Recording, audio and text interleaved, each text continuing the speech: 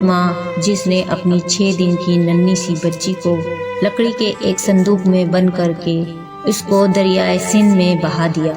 दरिया के किनारे एक मुसलमान धोबी रहा करता था।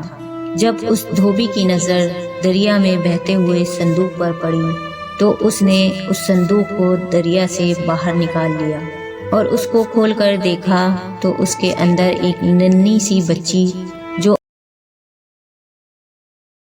माँ जिसने अपनी 6 दिन की नन्ही सी बच्ची को लकड़ी के एक संदूक में बंद करके उसको दरियाए सिंध में बहा दिया।